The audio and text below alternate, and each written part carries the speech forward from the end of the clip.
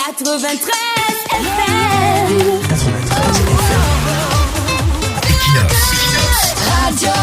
Bonjour, Anissé Kane est mort d'une mort naturelle, disent les gens de Yaoundé. Donc, les déboires liés à la confiscation de son extracteur d'oxygène pour qu'il ne respire plus bien, c'était naturel.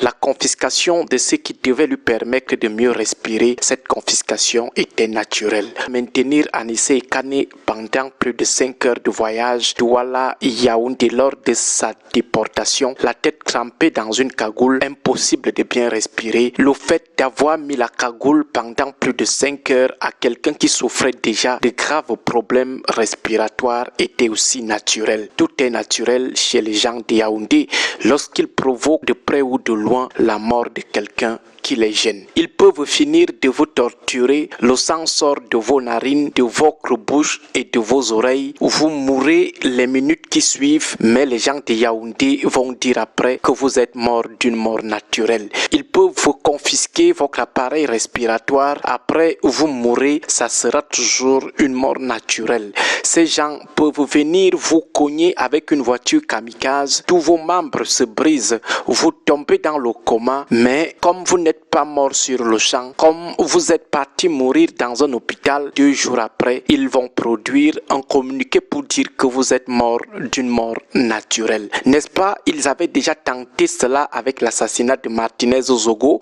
Avant la requalification des faits, ces gars du régime avaient d'abord dit qu'on avait seulement torturé Martinez sans le tuer. Comme si la torture qu'on lui avait infligée, c'était pour qu'il ne meure pas. Ou alors cette torture, c'était pour qu'il soit en très bonne santé. Heureusement, comme l'affaire Martinez Ozogo, c'est d'abord une affaire des clans engagés dans la lutte de succession. Un clan avec une petite pression de l'opinion a pesé de tout son poids pour qu'on requalifie les faits. Voilà comment les gens de Yaoundé ont finalement retenu la thèse de l'assassinat concernant Martinez Ozogo. Sans ça, les gars étaient déjà prêts à sortir un communiqué pour annoncer que Martinez était mort d'une mort naturelle.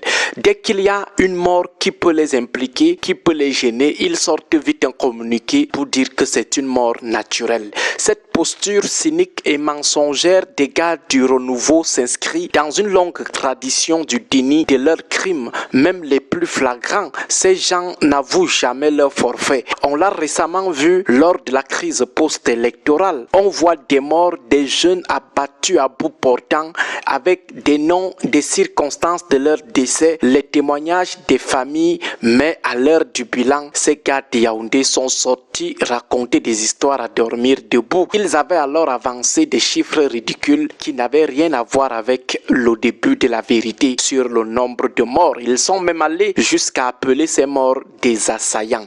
Le mensonge est toujours le mensonge. Le régime de Yaoundé, même si vous le prenez le doigt dans le pot de confiture, la main dans le sac, il va toujours soulever les mains. C'est comme si l'une des doctrines à laquelle on soumet tous les postulants qui veulent être dans l'ordre de 82, c'est le mensonge. C'est comme si dans leurs écoles obscures de formation des cadres, on leur dit un bon ministre, un bon directeur général, un bon cadre de la République, un bon fonctionnaire. C'est d'abord celui-là qui nie toutes ces frasques en bloc. C'est comme si dans les académies du renouveau, l'UV fondamental, la première matière là-bas, c'est le mensonge et la négation en bloc. C'est-à-dire, tout le monde a vu comment les avocats d'Anissé Kane ont produit des requêtes pour dénoncer la confiscation de l'appareil respiratoire d'un homme qui ne pouvait plus mieux se porter sans cet appareil.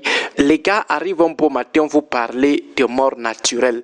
Mort naturelle veut dire que personne n'est responsable de ce qui a provoqué de près ou de loin la mort de quelqu'un. Même le fait d'avoir jeté en cellule quelqu'un dont la santé était déjà très précaire, pour le régime, c'est normal. Il ne se reproche de rien. Ce qui nous fait tristement sourire, c'est que ces gars sont toujours les premiers à courir prier dans des églises, des mosquées, des synagogues. Ils sont toujours les premiers à aller occuper les premières places dans des églises et des mosquées. Nous nous demandons s'ils ont des consciences en béton, puisqu'ils ne laissent jamais l'impression qu'ils ont des remords. Ils ne laissent jamais l'impression que leur conscience les juge dérange parfois, ils partent sans gêne ouvrir largement leur bouche devant des évêques pour recevoir la communion. Le régime de Yaoundé est toujours innocent. Il n'a jamais reconnu quoi que ce soit. Il n'est jamais coupable de rien. Il n'est jamais responsable de près ou de loin de ce qu'on peut lui reprocher. Même les choses le genre qu'on sait que c'est soit le régime qui est derrière, soit c'est un de ses membres qui est dans l'affaire. Assassinat de Monseigneur Benoît Bala. Malgré l'insistance de la conférence épiscopale, ces gars sont venus nous dire sans gêne que c'était la noyade. D'autres assassinats, ils passent dessus comme des taxis pleins. Monseigneur Yves Plumet, Monseigneur Jean Kounou, l'abbé Joseph Mbassi, les sœurs Germaine Marie Hosban et Marie-Léon Bordi, Pius Ndiawe, abbé Materne Bikwa. La liste est longue. En tout cas, retenons juste que le fait d'avoir mis en prison un homme déjà gravement malade pour des raisons politiques, le fait de l'avoir cagoulé de Douala à Yaoundé par route, le fait de l'avoir privé de l'appareil qui lui permettait de respirer, tout ça c'était naturel. Agréable journée à tous. 93 FM.